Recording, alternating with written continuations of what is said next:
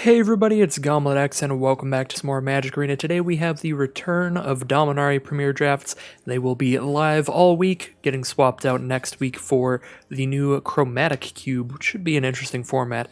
But for now, let's just get into this format. Really popular format, one of the best draft formats of all time for sure. The big draw to this set is that there's a legendary card in every single pack, so that means tons of powerful cards from the uncommon level up in the format. There's also some great common removal to try to counteract the power level of all these legendaries running around, and just led to a really great draft environment in general. So anyways, let's get into our pick one, pack one here and see what we want to take. So my favorite two cards out of here are actually some of the commons. I don't love Whisper a lot. You definitely have to build around them a bit.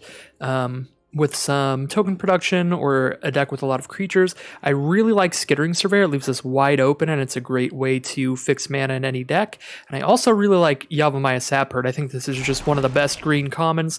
3 mana for a 2/2 and a 1/1, and there are several cards in the format that care about Saplings specifically, either buffing them up, making them larger, or giving you benefits when you sacrifice them or something like that. So I'm going to start with the Yavimaya Sapherd there. Probably safest pick would just be the 1/2 that grabs a land. But either way, some very nice commons out of that last pack. And here we've got a pretty great cheap removal spell here. Cast Down, 2 mana instant speed. Destroy a non-legendary creature. Obviously there are a decent amount of legendaries in the format, one in every pack. But this is still going to kill most things. So I think that Cast Down seems pretty good here. Deathbloom Thallid would fit with that token theme, but I like the Cast Down better than that. Rona is a solid legendary. Gives you just some great value in a deck with a lot of historic cards. Historic cards are artifacts, legendaries, and sagas. And in a set with a bunch of all three of those things, stuff that cares about historic cards can be quite powerful. But I'm just going to scoop up the cheap removal there, the Cast Down. Now we have a Thallid Omnivore, somewhat of a Saproling tribal card there. Lets you sacrifice a creature, get +2/+2 until end of turn, and if you sacrifice a Saproling, you also gain some life. Caligo Skin Witch has a pretty great kicker effect, and just being a 2 mana 1/3 on curve is fine when you need the creatures. Grow from the Ashes is a pretty great mana fixing and ramp spell. You can definitely go for some 3-color decks in this format when you have green as one of your colors because of cards like this Grow from the Ashes here. There's also Adelies, which is a very, very powerful legendary. Blue and red both have a lot of wizards in this format, so we could just take the Adelies, see if that leads us anywhere. If blue and red do stay open later, I do think Adelies is probably the strongest card in the pack, and yeah, I'm going to roll with the auto picker here. Take something that doesn't fit with our first two picks at all, but we can definitely swap strategies to be able to use this Adelies because it's the strongest card we've drafted out of our first three by far. So here we have nothing great to work with Adelies, unfortunately. I'm not a big fan of any of these blue or red cards in this pack. I think my favorite out of all of them is probably just Run Amok. This is a great little combat trick in an aggressive deck. And of course, Adelies wants you to have a lot of instants and sorceries, so cheap combat tricks like the Run Amok work great in an Adelies deck. So if we want to take something to roll with her, we're just going to take the Run Amok. Otherwise, we can take Deathbloom Thallid to go with that possible Saproling theme. For the other way we're going here, or just like a Dark Bargain as a fine draw spell. I don't love Llanowar Scout. Yeah, I guess I'll just take Deathbloom Thallid. It's probably a bit better than Run Amok overall, and we don't know which way that we're going for sure here. I do like Fungal Infection, 1 mana instant speed, give something -1/-1 till end of turn and get a 1/1. So a 1 mana 1/1 that might kill something,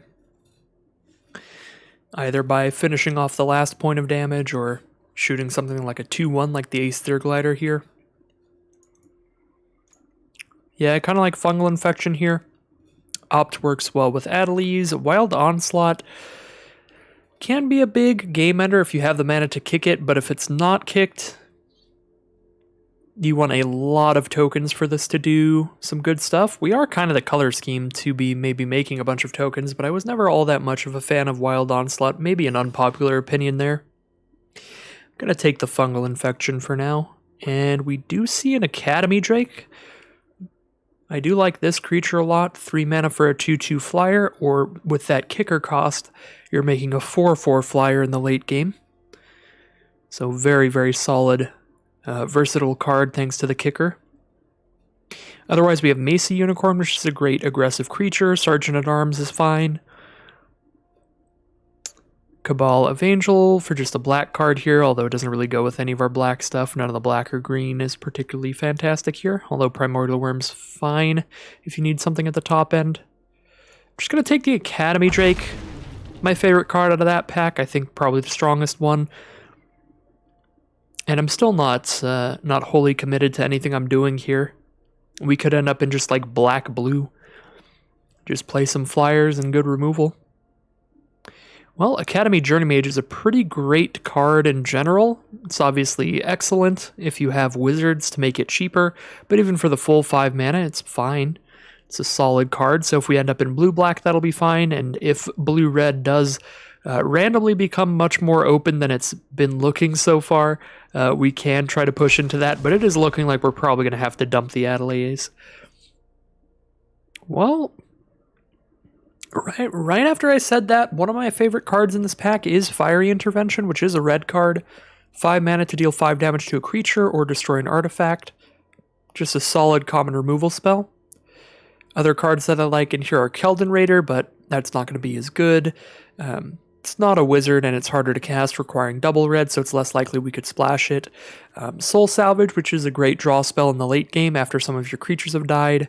I think these are probably my 3 favorite cards, just the ones in the top right there. I'm pretty happy to just take Fiery Intervention. And now we can take Gitu Lava Runner for the Wizard tribal deck. Or another Fungal Infection. Just a solid black card in general, but definitely a lot better with Saproling Tribal. I think our card quality in red is enough better than our card quality for like black-green or anything that I'm going to take the Lava Runner here. And now we'll start taking these cheap instants and sorceries that draw a card when you cast them, because they replace themselves immediately and do give you quite a good effect for going into combat during your turn, so they're really good when you have Ateliers on the field, and otherwise you're just paying that 1 mana to cycle it, draw your next card. There's not a huge downside of running them in your deck, so they are pretty great combos with the Ateliers. And I think I am pushing into blue-red here at the end. Definitely didn't see any great blue-red cards in the middle of the pack, but near the end we're seeing some solid stuff going pretty late.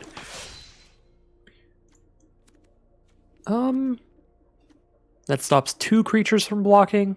Probably not playing that. Okay, what do we have now? The Mirari Conjecture, 5 mana for a Saga.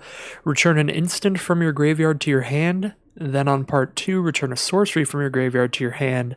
And then on part 3, double up all of your instants and sorceries for the turn. Seems like a fun card to try to play with, so I'm probably just going to scoop that up here. We're going to have a lot of instants and sorceries if our deck ends up panning together well. Right now we don't have a ton, we just have 2 sorceries, but if all goes according to plan, we'll have plenty of cards to bring back and double cast with the Mirari Conjecture. Next best cards for us, Blink of an Eye is definitely great. An instant speed spell to play as a kind of tricky card in the Wizards deck, which does care about having a lot of instants. Coldwater Snapper is definitely a fine late game card if you need 1 or 2 big bombs at the end game. Coldwater Snapper is actually pretty hard to kill, being a 4/5 with Hexproof. Hexproof being the massive part on that card. So out of this pack, we now have probably the Shivan Fire here. 1 mana to do 2 to a creature, or 5 mana to do 4. It's just a really good rate for removal and limited. And it's also an instant, which is fantastic with Ateliers and anything that cares about instants and sorceries, so great with the Mirari Conjecture. Definitely like the Shivan Fire here. Merfolk Trickster is solid. It's an instant speed wizard, so it goes with that tribal. It is a little bit difficult to cast, though, requiring double blue on turn 2, so a little more late game of a card than it looks like most of the time. I like Shivan Fire a little better. It's just more flexible, easier to cast, but if we wheel that, we'll absolutely scoop it up. I don't think we will, though. Now we have the Journey Mage, the Blink of an Eye, a Skittering Surveyor. Some great stuff in this pack for what we're trying to do. I like all three of those quite a bit. Definitely want to make sure we have enough creatures and we have enough wizards specifically. Journey Mage is great for that. Skittering Surveyor is just a great card in general. And Blink of an Eye is a very good instant to have access to.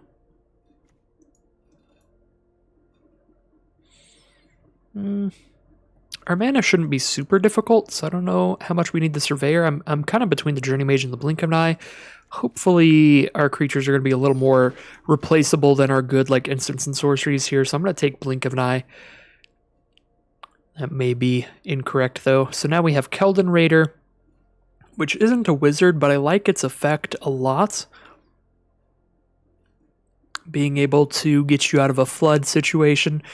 Discard a card to draw a card when you cast this later on. And then there's also Opt, just a nice cheap instant or sorcery to work with all of that. Ideally we're casting Blink of an Eye on 4, so I'm going to leave it at 4 on the curve. We only have 6 creatures right now. We're pretty early in the draft, though. I'm just going to keep scooping up the great instants and sorceries. I want to have a ton of these so that our Get To Lava Runner isn't just a 1-mana 1-2. 1-mana 1-2, pretty bad. We want to be able to activate this quite often. And of course, we want to be able to activate Adelize's effect often and pick things up with Mirari Conjecture. So I am going to be taking instants and sorceries quite highly, and higher than I'm going to be taking decent creatures, I think.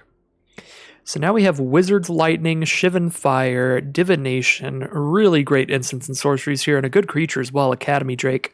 Wizard's Lightning is like the most on-brand card, so I'm probably going to scoop that up. I don't know if it's actually better to take here than Shivan Fire, but I think it's between those two. Definitely the coolest card to take there. Now we have another Opt. I think I'll just go with that. It's between an Opt and an Valduk. We're not likely to make great use of Valduk. Our non-creature slots in the deck are going to get taken up by a bunch of instants and sorceries, so it's pretty unlikely that we're going to be able to run a ton of instants and sorceries while also having room to put in multiple auras or equipment to copy with Valduk. So Valduk's just a 3-mana 3-2 in this deck, which is not very exciting. Neither is a 2-mana 2-2, but it's kind of what we got here. I don't really want to main deck and Unwind. Although it wouldn't be the worst. Every deck's going to be running at least a few non-creature spells because they'll have some removal. Unwind might actually be okay. These tend to go incredibly late in the packs though, so I'll just make sure I actually have some creatures in here. Although I will take a Memorial to Genius over a Keldon Warcaller. I really like having lands that have some purpose later in the game. Anything that helps mitigate flood is always pretty fantastic. So if you're flooding out, being able to just sacrifice one of your lands to draw a couple cards is very good. So I do like the spell lands. Don't like Memorial to War though, because by the time you get to use this to destroy your lands, you already have 6 mana, which means your opponent probably has plenty. So Memorial to War I'm definitely much less excited about. So we can get another 2-mana 2-2, or we can get the 6-mana 4/5 Hexproofer. We actually seem to probably be going for a little bit of a slower Wizards deck than usual. Usually blue-red Wizards, you can just like flood the field out with a bunch of early Wizards, pump them all up with Adelize and try to get a quick kill out of it. But our deck, because we have like the Mirari Conjecture and stuff, I think we're actually trying to go pretty slow with our deck. Just use our tempo cards like Blink of an Eye and our removal in the early game, and then just get a lot of value from like Mirari Conjectures later. So I think our deck could actually use just these big bulky 4/5 Hexproofers. Just some big cards to try to close things out. And now I'll definitely take the Get To Journey Mage. Very happy that it wheeled. So did the Unwind. Just wheeling all of the random stuff we were interested in there, so that is great. Now, what do we have? Definitely going to roll with Get To Chronicler here. Sulphur Falls would be fine in here. Definitely solid to get the on-color dual land, but Get To Chronicler looks pretty spicy in this deck. For 2 mana, we get a 1/3, which is a wizard, which is a very important creature type for us. It'll help Wizard's Lightning get cheaper. It'll make Journey Mage do damage. It'll make Adelize buff more things. And we can kick this card in the late game to bring back an instant sorcery from grave to hand, which is always going to be a great value effect for us, so I really like Get-To Chronicler for this deck. I'm just going to slam it here, definitely hoping to wheel the Sulphur Falls, that'd be pretty great, but even if we don't, things are actually shaping up pretty nicely here at the end. So we have Fiery Intervention for another removal spell, except that now we have Fiery Intervention, we have 2 bounce spells, the Journey Mage Blink of an Eye, we have 2 more smaller removal spells, Wizard Lightning and Shivan Fire, so I think I'm doing okay on that front, so I think now I will make sure to actually get some 2-mana creatures and maybe curve out in some games, so we're not just the slowest deck ever. So I'm going to take the 2-mana Merfolk Trickster here. Definitely now that we have the double blue card on turn 2, I am really fingers crossed that we wheel that blue-red dual land. Kind of like just taking a Keldon Raider here. It's just a fine card. It's obviously not a wizard, but just a solid creature for its rate with a good enter the battlefield effect. Definitely better than the Hammered Explorer here. We're not trying to mill ourselves or our opponent for any value. Other than that, I guess we could take Voltaic Servant. It's a 2-mana 1/3 Vigilance, basically. Even if you have no other artifacts in your deck, which we wouldn't. But a 2-mana 1/3 Vigilance that's really easy to cast is not that bad. And Syncopate's a fine counterspell. That's also an option. I don't know. I'll try out a Syncopate. I don't play counterspells too often, so I don't have a lot of experience with Syncopate in this format to know exactly how good it is, but it seems probably pretty solid. Counter something unless they pay X, and you get to exile it. Now we have another Journey Mage, which is a wizard, or an Academy Drake, which is another flyer, which is definitely good. I'm just going to stick with the tribal theme here. Well, we did wheel the last Get-To Journey Mage pretty late, so hopefully we can do that again, and I'll actually take the Academy Drake here, because those are the only 2 cards that I want out of this pack, and I feel like Academy Drake is less likely to wheel. Literally any blue deck is going to be pretty happy with Academy Drake. Whereas the only decks that really want Get-To Journey Mage are dedicated wizard decks, because without wizards, it's a 3-mana 3/2 with no enter the battlefield effect, which is certainly not exciting. Well, with the way that this last pack is going, I'm definitely happy that I picked the solid sorceries and instants over creatures, because we're just seeing a boatload of creatures here at the end. And that's what we're just going to end up rolling with, I think. Keep scooping up more creatures. I'm going to grab another 2-drop here. I could take another wizard, though. I don't know. I'll take another wizard. But our curve is a little bit weird. We have a ton going on at 3 mana, very little at 2. It's a bit wonky. Take a Keldon Raider here. Definitely have better wizards at 3 mana than the Tolarian Scholar would be. Now, don't really like any of these cards. We already have 1 Unwind. I think I'm pretty unlikely to play 2. Don't have any historic cards to trigger the Artificer's Assistant, so that's not going to be good. I mean, we have like 1 or 2. Yeah, we have 1 historic card. Definitely not worth running the Assistant, I think. But we're not going to play Power Stone Shard either. Probably not playing any of this. I guess I'll take the Unwind. But not 100% sure there. Well, I'm pretty happy to take a Fiery Intervention here. Just a nice big removal spell. Kind of a slow one, but still definitely good to have. And we have ways to bring it back as well, which is awesome, like Get-To Chronicler and Mirari Conjecture.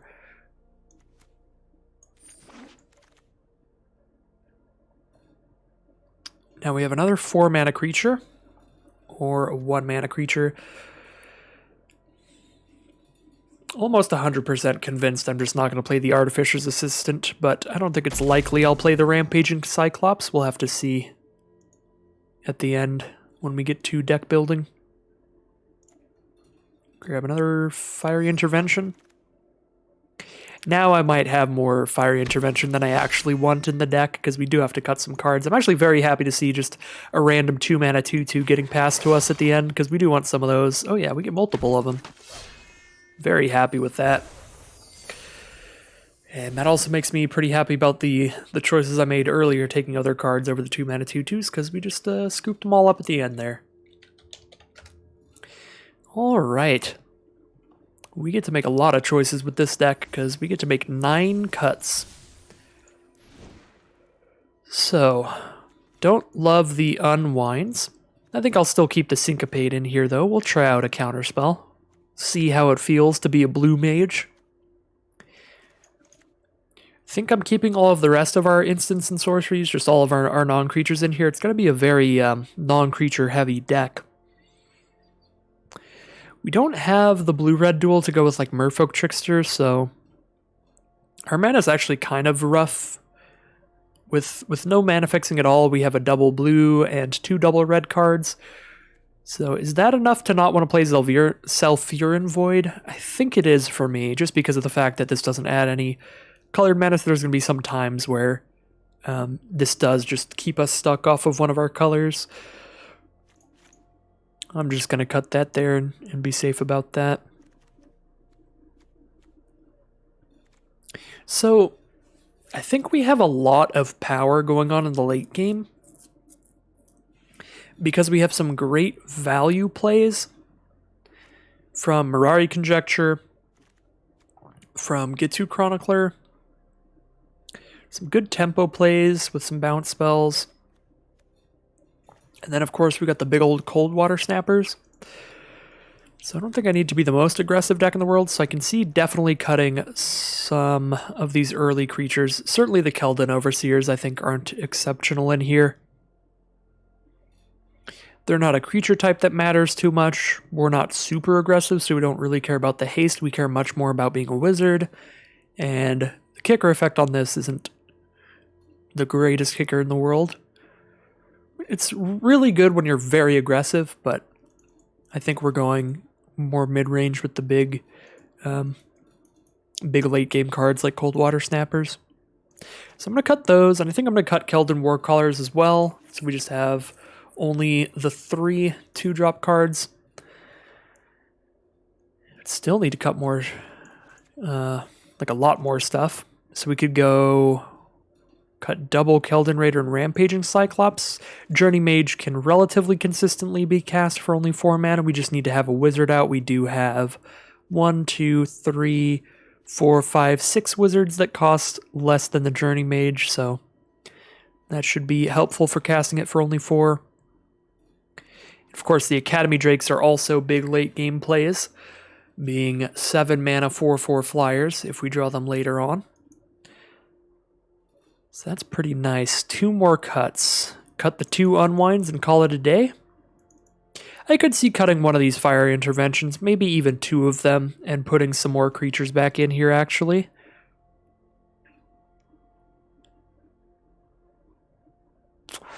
I'm going to cut 1 at least and put another creature back in this deck. And I think in terms of creatures, again, we've got that big late game stuff, so let's just throw another 2 mana 2/2 in here, I think. We could definitely cut another fire intervention, because we have other cheap removal and just a lot of interaction in general. And if we cut that, I'd probably want to put in just like one of the 4 mana 4/4s. Or maybe a Keldon Raider. I think I'm cool with the deck as it is now, though. This is definitely not the best blue-red wizards deck I've ever drafted. We don't have a ton of the cheap aggressive wizards. Just a few of them. And our instants and sorceries aren't great, with just 1 Shivan Fire, 1 Wizard's Lightning. Ideally, if you're really lucky, those are kind of the best instants and sorceries to have, is just multiple Shivan Fire, Wizard's Lightning, and like Blink of an Eyes. Just the cheap ones, really. So like Fire Intervention, Syncopate don't work excellently with the aggressive Adelies style plays. But we're kind of also just blue-red value spells in general, since we do have Mirari Conjecture trying to go off every now and then. And of course, just some decent removal, some good tempo, to keep us alive long enough to just dump out a build 4 or 5 hexproof for a 4/4 flyer. So got a lot of decent stuff going on in the deck, just not the most synergistic deck ever. But I think a solid way to start the Dominaria Premier Drafts this time around. We'll see how things go in round 1.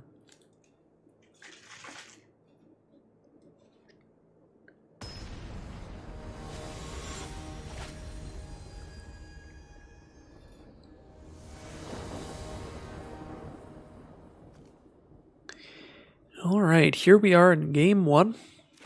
Gonna play Memorial to Genius turn 1. We get an Adelies out in attacking turn 3, and we can even curve into an Academy Journey Mage afterward if we get one more land this game. Seems pretty solid to me. Some cheap instants as well, Shivan Fire and Blink of an Eye. So we have interaction. Not much more we can ask for with this hand. I suppose the best draw we could possibly get is our Merfolk Trickster, so we can get a wizard out on turn 2, turn 3, and turn 4. That would be absolutely excellent.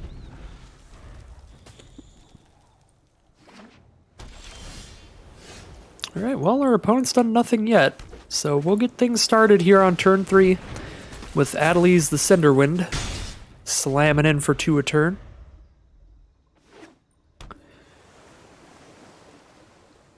Very solid set of effects on this card, Flying, Haste, and the Field buff. But right now, just Flying and Haste for a bit. I do want them to play a creature so that Academy Journey Mage actually gets to bounce something. That would be great.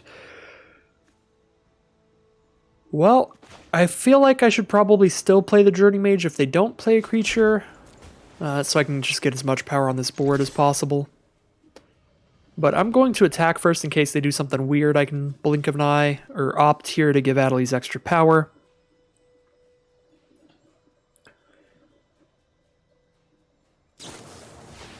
They're going to play Wrath, sure. So they play Wrath. I'm going to let Wrath resolve.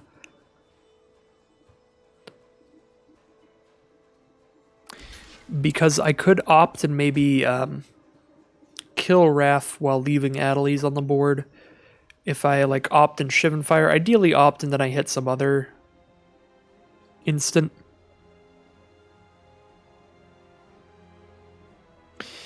Unfortunately, I am 1 mana away from just Shivan Firing the Wrath. Guess I could have also kicked the Blink of an Eye if I did that pre-damage. I would have gotten 3 damage in and slowed them down a turn. Let's go with the opt and see what we hit here. Cold Water Snapper. We have 5 mana. We already have 1 of these.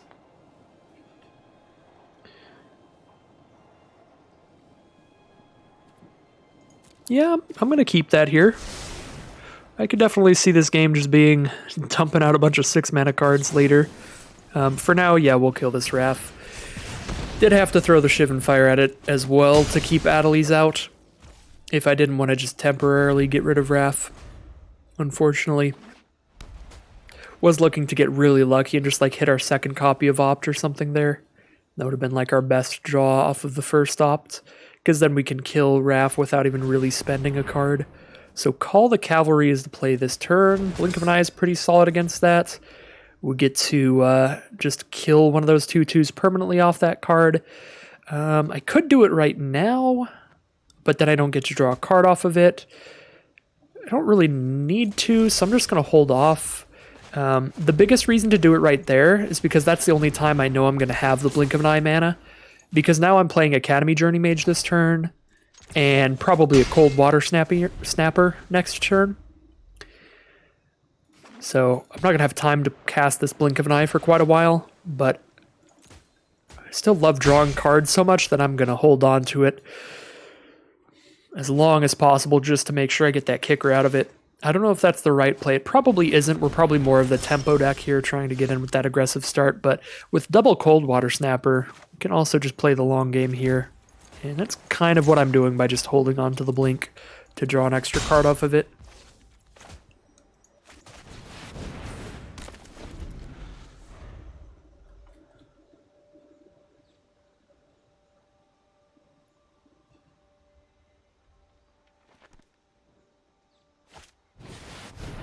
We see a Weight of Memory here, allows our opponent to draw 3 cards, mill us 3. Definitely got a lot of cards to play around with. So the only instant that I have is Blink of an Eye. I have enough instants engraved to give Lava Runner haste, so I could cast Lava Runner and then just attack in, holding up Blink of an Eye with the kicker available, and we could also just cast Fiery Intervention in the end step. With Adelise's effect here, I think this is a pretty safe attack. They have to double block whatever they want to kill, and then I can just blink an eye and they don't succeed, so they have to triple block something in order to kill one of my creatures here. So this is a really safe attack. And yeah, whatever they triple block, I can blink an eye to just kill the rest of the creatures. If they choose to do it on Snapper, that's actually just the best for me there. Because if they triple blocked one of these, they would actually get the trade off. But here I get to kill those 2/2s without even losing a creature, which is absolutely excellent. Alright, well, having the blink of an eye there on the attack was absurd at the end, so pretty happy we held it there for that, if nothing else. So that's going to close out game 1 there. 1-0 for... I don't really want to say Blue-Red Wizards, because I don't feel like I've earned that. I think Blue-Red Wizards was one of the strongest strategies in Dominaria. And the well-drafted Blue-Red Wizards decks just look so insane. This deck doesn't look like it lives up to that hype so much, but still got some action. I'm just going to call it Blue-Red Spells. I don't love this hand. I don't like being stuck on only 2 mana here.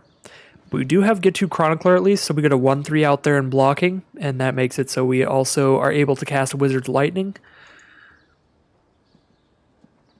Because we do get the cost reduction on that. This hand has a great late game, of course, with Coldwater Snapper and Academy Drake, but can we really make it to the 6 mana? Academy Drake we can just play as a 3 mana 2/2 flyer anyway, so I guess...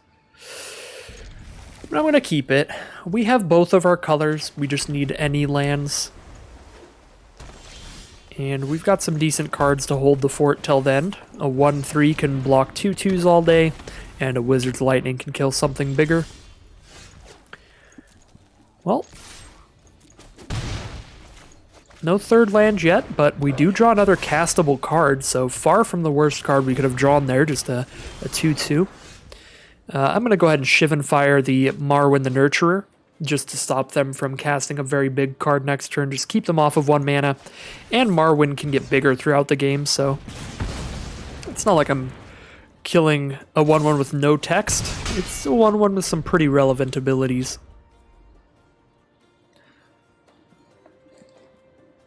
And we still, of course, have the Wizard's Lightning for other threats, so we're not just completely all out of removal by doing that. Alright, now we're out of removal, because I'm going to kill Halar. This is another card with a lot of very powerful text. It gets larger and damages us for each time they cast a kicker spell. So we're just going to shut that off right now. Another Halar. Well, definitely the best follow-up you can have when your legendary card gets killed is to just cast another of them. Because that's always going to make your opponent feel really bad. Because they're like, well, if I didn't use that removal spell, they would have had that card sitting in their hand that they just couldn't cast. Luckily, they don't have the mana to kick anything this turn, so Halar's still just a 3/3. Small enough for the Gets You Journey Mage to attack into at least. So I think we will be doing that. And then we'll be casting our Academy Drake as a flyer. Ooh, and we take the trade because they are down to 11. We've got some more creatures on the board, so they are worried about their life total. Again, it's going to be a really long time until we can kick this Academy Drake, and we've got some big spells to cast beforehand anyway if we do just hit a bunch of lands. So we're just going to get that on the board now, see if we can't close this game out before our opponent hits too many more lands. Looks like both players a bit stuck on mana here. Of course, our opponent had to grow from the ashes with no kicker there to get to their 4th land, and... yeah, because of the mana situation here, I'm going to trade my 2/2 flyer for their 3/4 on the ground. If they have a Shivan Fire, that's actually pretty bad for me. Oh yeah, I probably should have seen that coming. Definitely a rough block then. Was definitely really hoping for the 4th land there. Shut off the Grand Warlord Rotter. We know they don't get to cast a 5 mana card this turn. Based on how they've been playing so far, I feel like they are really banking on hitting 5 or maybe even 6 mana here. Yeah, that's pretty devastating. We really wanted to be able to shut off that Rata. That is why I was willing to risk it on the block there. But I also wasn't really thinking of Shivan Fire. Yeah, I think all things considered, shutting off Grand Warlord Rada was very important this game since they have played just a explosive 5-mana card. So without the information of what's in their hand, I'm fine with the double block that we made earlier. Clearly didn't pan out here, but it's probably the best that we could try to do there. Okay, we do have Academy Journey Mage mana next turn, but at this point, it doesn't matter because Grand Warlord Rada gets in. They have 5 mana now. All of these can attack for extra mana, so whatever amount of mana they're trying to hit here, they can just get. Because they get a mana for each attacking creature. So they have 8 mana thanks to this attack. Well, I blocked the Siege Gang Commander. They're going to use its effect to sacrifice another Goblin to shoot my blocker there. But it's worth a shot to get this off the board, get that dangerous effect out of here. And I'm going to block the 1/1 as well, because they have to kill 2 1/1s to kill my 1/3, which seems fine by me because of the fact that they can just hold on to those to do 2 damage to any target.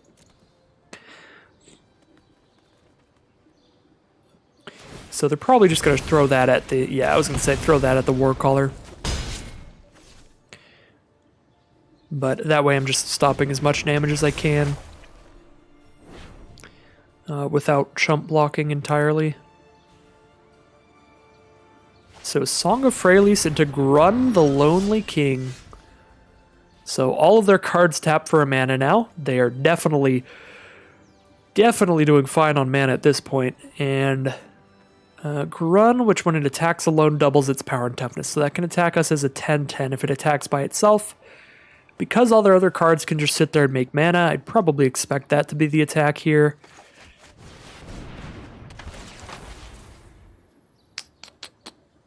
I think we just throw Grun back into their hand. The problem is they can kick it then and make it a 10/10, so I don't really love doing that. I guess just killing a Goblin token solid here as well. That gets rid of 1 more Siege Gang Commander activation, gets rid of 2 more damage. I'll just do that. Now they only have the 1 more token left for Siege Gang Commander, but they can throw it into the Academy Journey Mage, trade up into that. They've got Skizzix online here as well.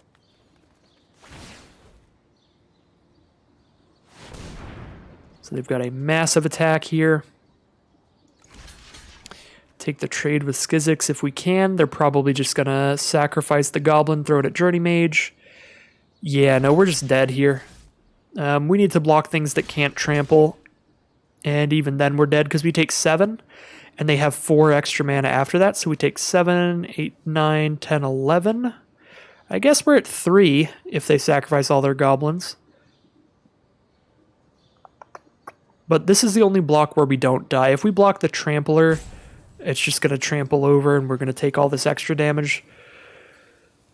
Siege Gang Commander can sacrifice itself to do 2 damage, so we have to be able to survive at 4 or more after the combat damage here. So we're taking 7, go to 7, which means we could go to essentially 3 if they choose to sacrifice all the goblins. So we do survive off this block, but not to our advantage in any way, just by doing chump blocks.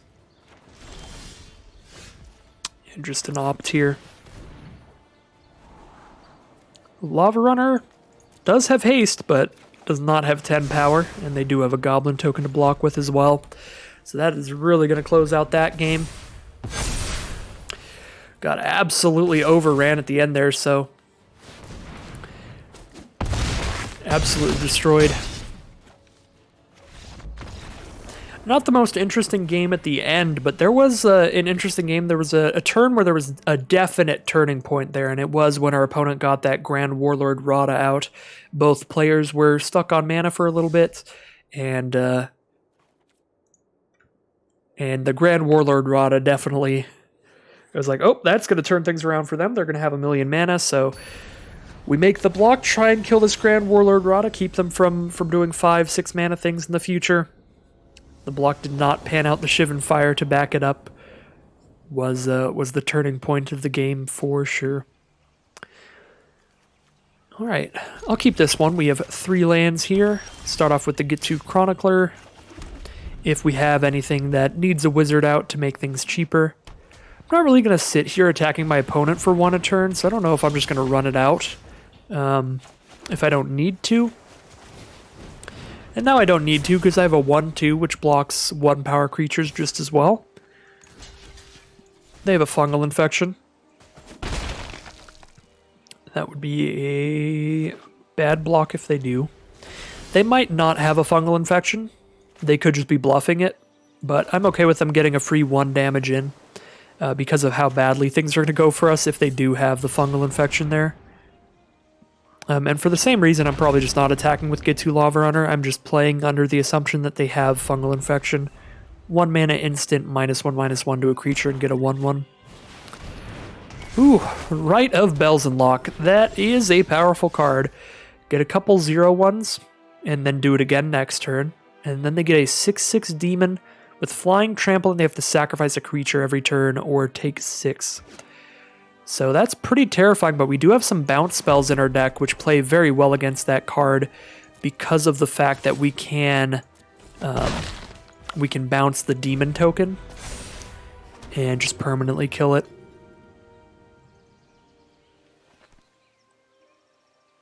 So Fiery Intervention doesn't really have a good target here, because we don't want to cast it on Caligo Skin Witch, and Rite of Belzenlock's going to make a 6/6. We can't kill a 6/6 with 5 damage, so our hand's actually looking pretty awkward here, just because of the way their board is. We really want something that we're happy to kill with Fiery Intervention on the board, so that we can do that, and then we can bring it back with Chronicler, then we can do it again, then we can bring it back with Conjecture. This hand doesn't do much until we've cast an instant or sorcery, and our only sorcery in hand is not one that we want to cast right now.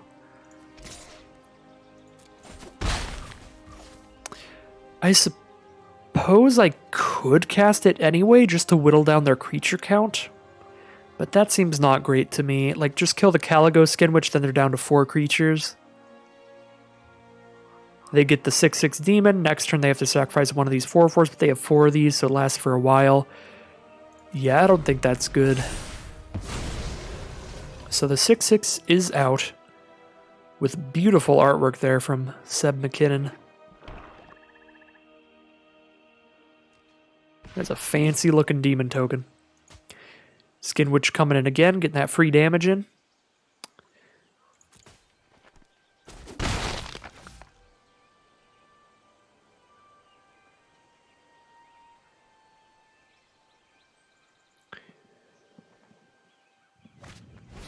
Excavation Elephant is the play. There we go. Now I'm just going to happily shoot that right now. I guess probably should attack with Academy Drake first. If they block, we shoot the flyer instead. So flyer is a much bigger threat. Alright, we don't get to kill the flyer, but we do get to kill the 3/5 instead of a 1/3 there.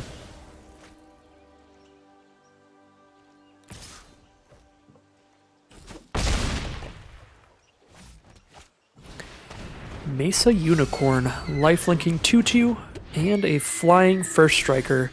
Well, can't attack in with Academy Drake anymore because we're pretty certain they have fungal infection here. And if they do and we attack in with Academy Drake, it becomes a 1/1 that gets killed by a 1/1 flying first striker before it even deals damage. So, what do we do here? Nothing excellent. I suppose Academy Drake's also just going to die to fungal infection on blocks if they end up attacking with everybody. We're in a pretty bad spot. I think Blink of an Eye is probably our most active draw. If we draw Blink of an Eye, we get to kill their 6/6, draw a card off of it. Then when we cast Mirari Conjecture, we're getting an instant and a sorcery back over time. If we bring back Fiery Intervention, are we going to kill anything good here? Yeah, we can kill the Sarah Disciple or the 2/2 Lifelinker. Is that better than just putting a 2/2 out this turn?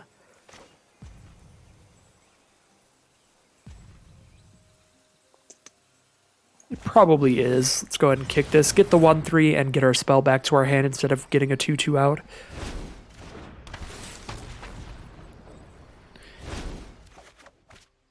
Yeah, as you can see, our opponent is still holding priority during our turn with 1 black mana up with an instant. the kind of metagaming that I really didn't like when I started Arena, but I feel like at this point, it's just one of those facts of life on Arena you kind of have to accept and think about a little bit.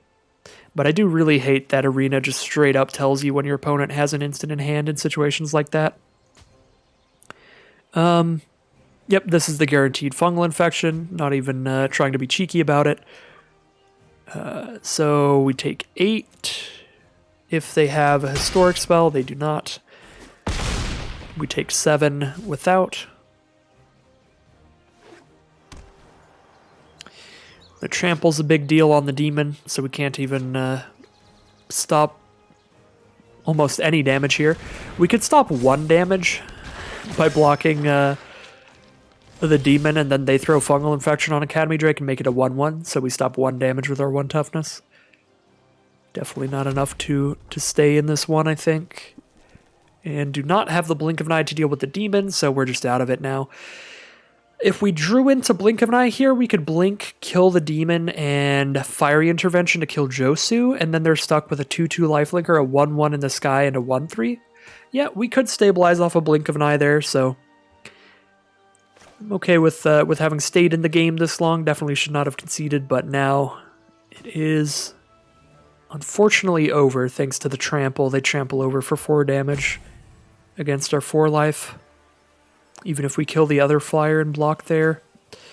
I guess we can play a Journey Mage and kill Josu just to send the biggest message. Play our best play that we have available. But our opponent simply needs to attack with the 6/6 trample to get us here. And I think that they will.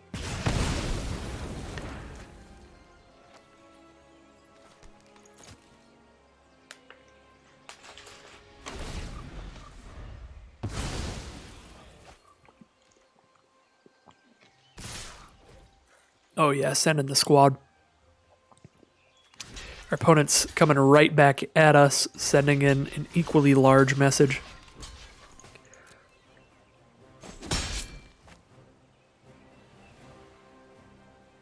They're going to show us the fungal infection.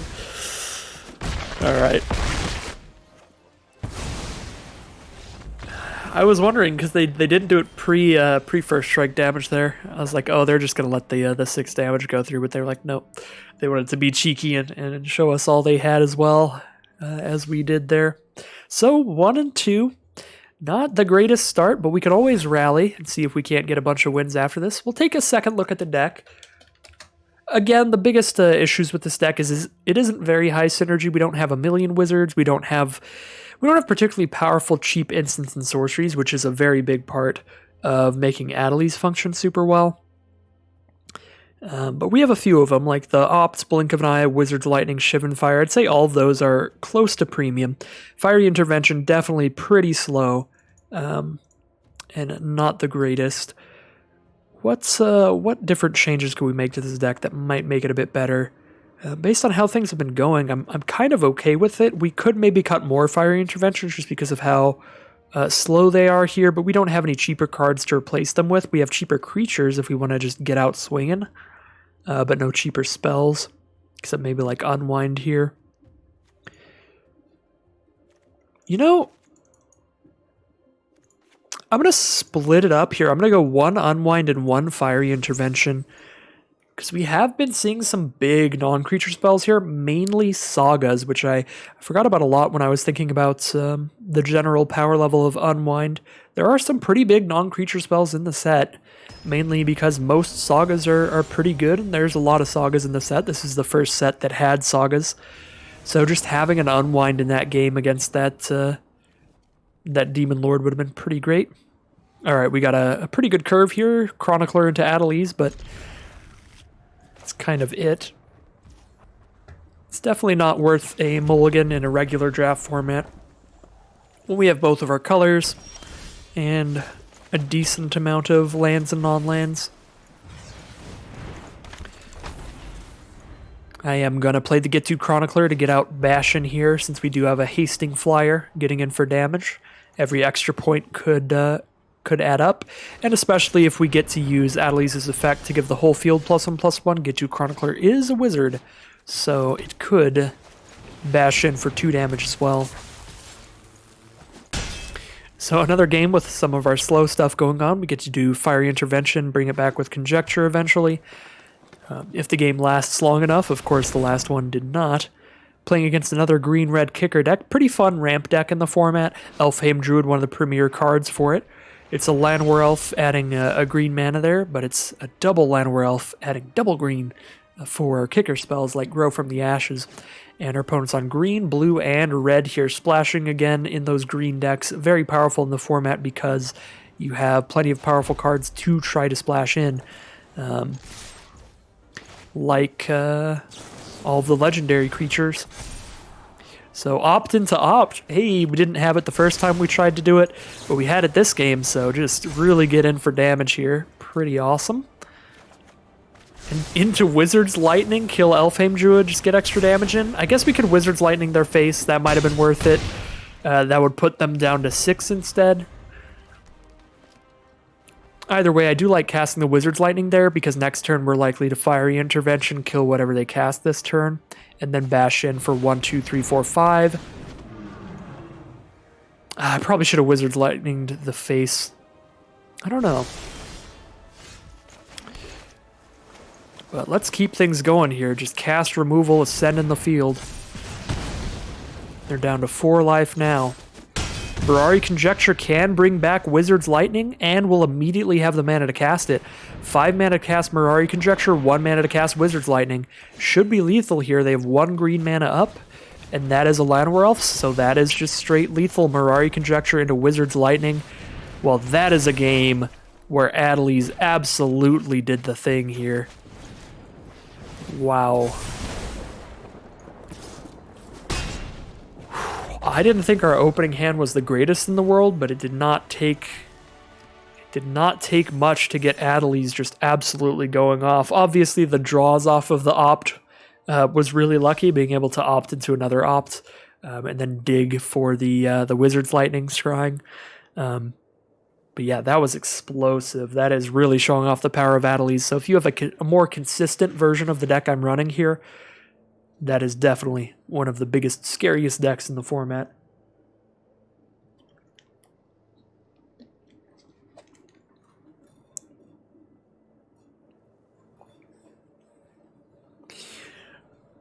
So I think the ideal would be like take this deck, cut out a couple cold water snappers, a couple fiery interventions, put in a couple more cheap wizards, and like another Shivan Fire or something.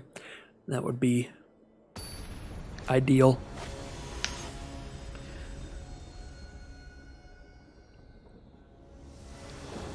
Probably cut the Mirari Conjecture as well. That card is much slower than Adeliz at closing out the game. So if you're trying to make the best Adeliz deck ever, I don't know if you'd throw Mirari Conjecture in it. I think this hand's going to be a mulligan for me. Just the no blue mana here is pretty sketchy, and even if we do hit the blue mana, we have to opt into an early game play, because if we don't, if we just hit lands here, even if they are blue lands, we get to cast an opt turn 1, but we don't get to cast another card until turn 5. Can't cast Journey Mage unless we have a wizard on the board, then we can cast it for 4, but without a wizard on board, this hand does nothing till turn 5, so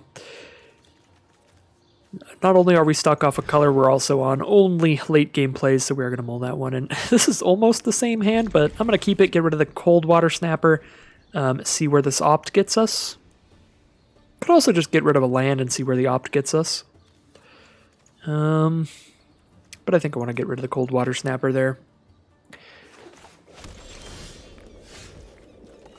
I don't have a turn 2 play, so I'm just going to go for the opt turn 1. And then we'll play the Memorial to Genius next turn if we don't draw into a 2-mana card.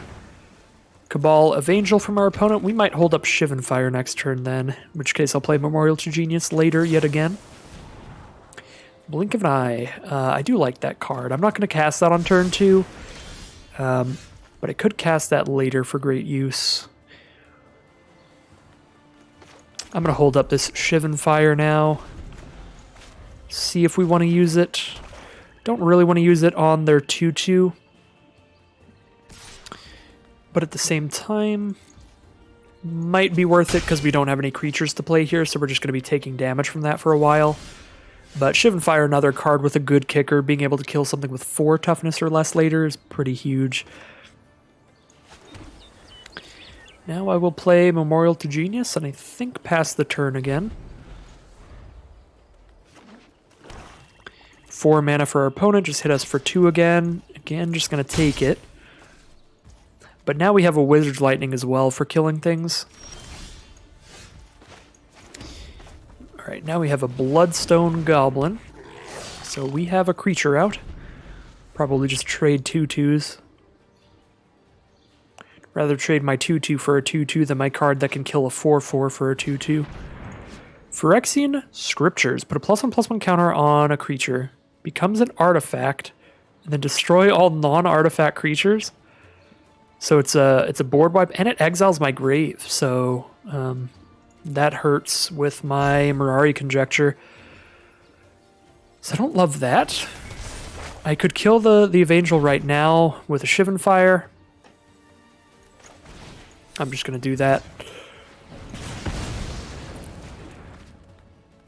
Now I wish we were in the universe where I just popped off the Shivan Fire several turns ago. We're definitely not going to cast our Academy Journey Mage because they're about to blow up all the creatures on the board.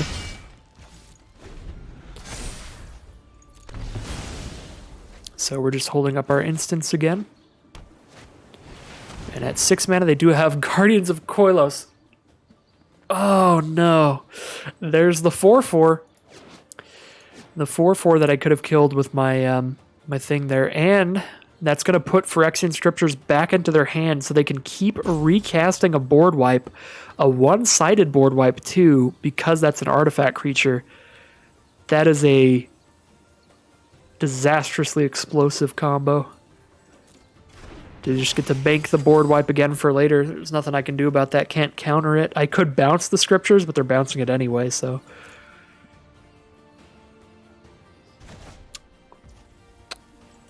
That is not good. I also don't really want to bounce the Guardians. I could bounce the Guardians, but then they can just cast the Phyrexian Scriptures, and I have to sit here just like never playing a creature. So I want to wait till they have the Scriptures dead before I ever bounce Guardians again. Which is really awkward, because the vast majority of what I can do with this hand is just bounce. Let's cycle the Warlord's Fury. That gets us to our 6th mana, so we can actually get to Chronicler. But they did exile our... Well, no, they didn't. I forgot, because they put that back in their hand. So because they didn't exile our grave, we can actually pick up Shivan Fire and kill the Guardians of Koilos permanently, which seems important to me.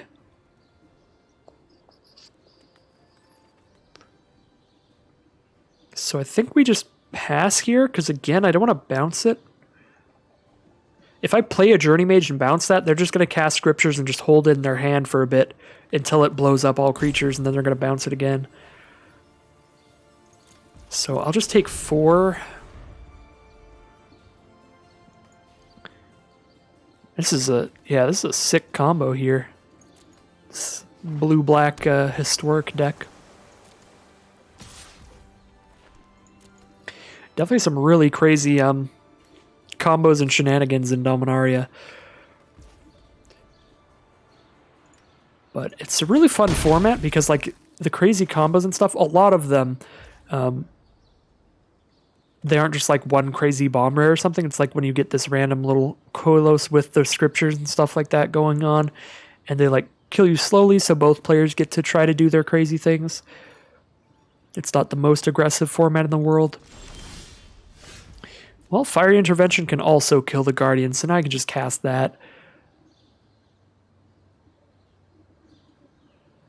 I think I want to go for that, but they've got a bunch of mana up and they're in blue, so they probably have a counter here. I guess we'll find out. I don't really have any way to try to bait out the counter spell. We're down to 12 life. We need to get dealing with this 4/4 as quickly as possible. Oh, I see what they're doing here. They have more bounce spells in their hand so that they can bounce the Guardians to protect it from things. So they can just always cash in the bounce on the Phyrexian Scriptures as well. They might just have a million Blink of an Eyes to work with the Scriptures. Yeah, bounce spells with Sagas are super good as well. Well, we can Wizard's Lightning to kill that.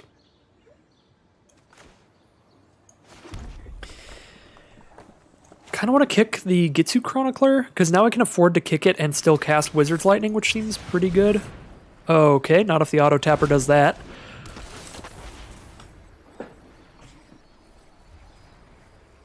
I need to remember to not let the auto tapper do things.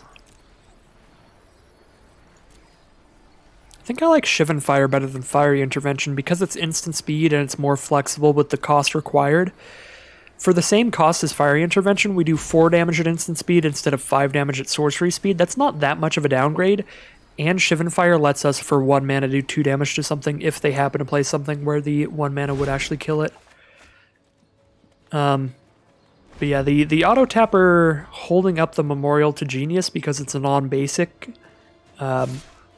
is very bad for us. Because now we can't kill Stronghold Confessor here. We have to just take the damage.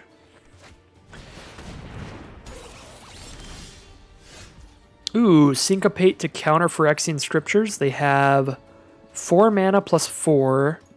So we'd have to counter it unless they pay 5. We need to hold 6 mana up. Well, there's 6. So we can do the Wizard's Lightning now that we would have rather done earlier.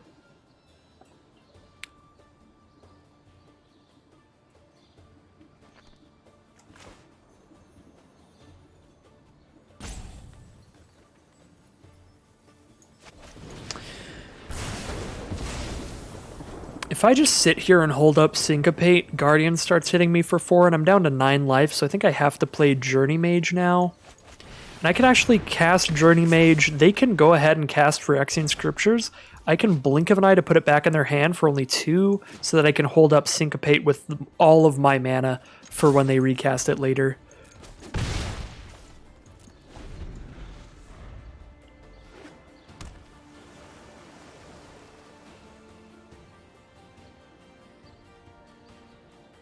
And if they don't, we can sacrifice the Memorial and draw a couple cards later.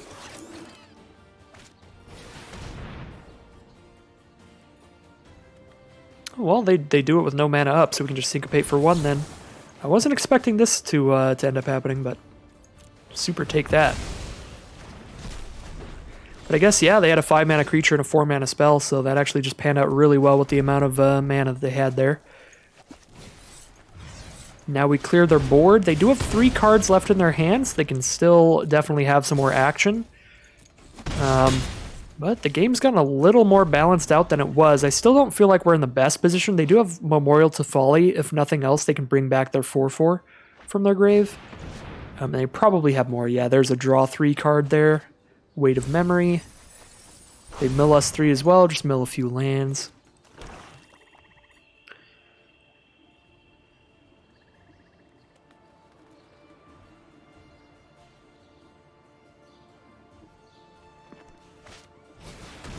Deep Freeze on the Journey Mage. We can bounce that later if we want to. So we can recast it as a 3/2. That is a great draw when we have the mana to kick that. I'm just going for that here.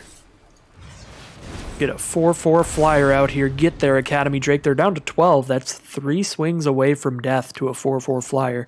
So yeah, I was going to say, if they've got a way to kill that, that's about to die here. Much like the Deep Freeze on Academy Journey Mage. They have the Eviscerate on the Academy Drake. And Divination as well. Our opponent has a lot of great draw spells. Ooh, Lava Runner's awesome here. Get out with some haste. Hit for 3 this turn, so they're 4 turns from death to the creatures we currently have on board. And now we actually, for the first time in quite a while, get to hold up enough mana to draw some cards off Memorial to Genius or Blink of an Eye kicked. Oh yeah, our opponent is just value.deck. There's a Dark Bargain here as well. Instant speed, grabbing the best cards out of their top 3. Does do a couple damage to them to cast it, though, which is good for us, because we are kind of on the aggressive right now. Icy Manipulator, one of the best cards in the draft format for sure. Probably very close to the best pick one, pack one you can make. Maybe like Karn is better, but Icy Manipulator, definitely the best pick one, pack one, common or uncommon in the full set, hands down, because it's great in any deck. It's completely colorless, very disruptive card. So there's Rona. They exile a historic card from their grave. They can cast their exiled spells. So now they can cast Guardians of Koilos, bounce Rona, and just cast Rona again, exile another card. I guess they don't have any other historic cards in their grave, so they can't really go off with Rona, but they can use her to draw cards off that 4-mana effect. So Stronghold Confessor's coming in kicked. They have the 1 mana for Icy Manipulator. Do I want to Blink of an Eye anything? Not particularly. They're at 7. They get to tap down Lava Runner. I only get in for like 1 damage, even if their whole board is gone. So I don't want to blink anything here. I just want to draw cards.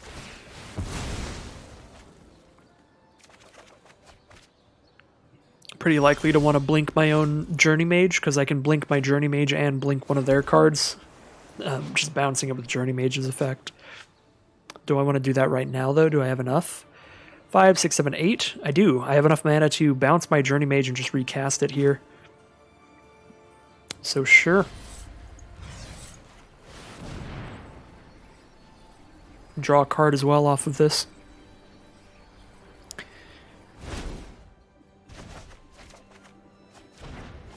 And they are almost definitely going to tap the 2/2, and then I just don't get to attack in this turn.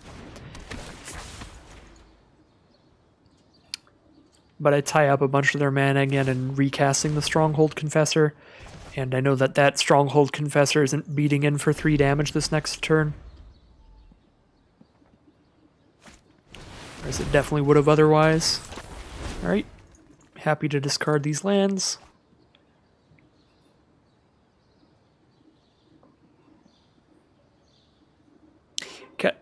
Excuse me. Caligo Skin, which kicked, is usually pretty big in the late game. We were just lucky enough to just have drawn a couple lands there and not get hit too badly by that. So Guardians of Koilos is not going to bounce anything. It's just going to be a 4/4. Alright. Well, we're just holding on to our unwind here, but fortunately, their field is bigger than ours. Our best cards in this matchup are going to be our Cold Water Snappers, but I think one of them we scried to the bottom, like off our mulligan or off of an opt or something somewhere. Maybe I'm misremembering, but those are by far our best cards for this board state, because then we have a 4/5 they can't attack into. It has hexproof, so they can't tap it with Icy Manipulator. Those are the 2 cards we're really looking for in our deck. Mirari Conjecture as well, actually. This game's gone long enough. Our graveyard is massive. We can get some good value there. Well, I could try to trade with Rona. They probably have a trick. But I can't even try to trade with the Guardians. So I don't think a chump block is worth it there. We'll just block like that. Do the best we can. Maybe I should block... Yeah, maybe... Probably should have blocked with the 2/2 and the 1/3 just so I could play around Fungal Infection. But there are like other tricks they could have as well there. Alright, Thallid Omnivore, Stronghold Confessor, Vidalian Arcanist. We do draw into the Mirari Conjecture. We'll have 4 mana up after we cast it. We pick up an instant first. So we have enough mana to cast a Blink of an Eye afterwards. Or a Wizard's Lightning would be the second best card. So Mirari Conjecture, Blink of an Eye, or Mirari Conjecture, Wizard's Lightning. What is better here? We show them whatever we pick up either way, so neither is excellent because they can just play around them. And their board is definitely a large amount better than ours. I think we have to take Wizard's Lightning because I don't think temporarily stopping one of their cards is going to be good enough here. I think we just need to permanently stop one of them, even if it is one of the smaller ones. Like, we can't kill Thalid Omnivore here. That's just impossible. If I shoot Thalid Omnivore, I'm just shooting their 1-3 because they can sacrifice the 1-3 to give it +2/+2. It's looking really bad here. Oh, yeah, Icy Manipulator is also just an exceptionally powerful card, so it doesn't matter what I do at all. Here I don't have any blockers because they just tap the other one down next turn. Even if I had unconditional removal that could kill any of their creatures, I'd be immensely dead here. Even if I could blow up the Omnivore, I'd just take 5, 6, 7, 8, 9. Well, I'll put him to 4 real quick, just send a bit of a message to end this first draft off.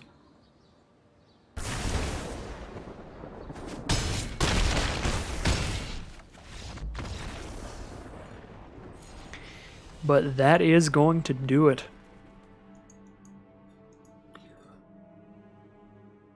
Definitely ended up with, unfortunately, just a bit too slow, a bit too inconsistent of a deck to really go off here. But still, 2 and 3, not the worst in the world, definitely much higher than 0-3. We at least got a few wins in there. A couple wins, I should say.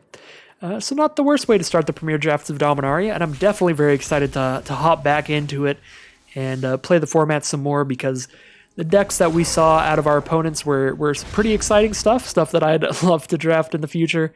The red-green kicker deck with a lot of mana ramp looked pretty fun, and the blue-black historic also putting in a lot of work. That last opponent's deck had a lot of great draw power as well. Just some good card advantage against us. So a nice little preview showing of what the format has to offer. Even if we didn't do the greatest there, some of our opponents had some really cool stuff, and it was a good time all around. So I'm definitely excited to get into more Dominaria drafts. I will be doing plenty more of these. I'm doing a recording session on Sunday as usual, so there'll be at least 3 more of these drafts, and as many more as I can fit in on my work days in the meantime. So as always, I would like to thank you all very much for watching. If you enjoyed the content and you want to see more, let that YouTube algorithm know by liking, commenting, subscribing, all that good stuff. So, yeah, that's about all there is to talk about right now. Just going to be Dominaria for a week. It's like, is there anything I need to shout out? Not really. Chromatic Cube's coming out next Friday, but pretty much it. Just going to be a lot of Dominaria in the meantime. So, once again, thank you all for watching, and I'll see you again soon for some more Magic Arena.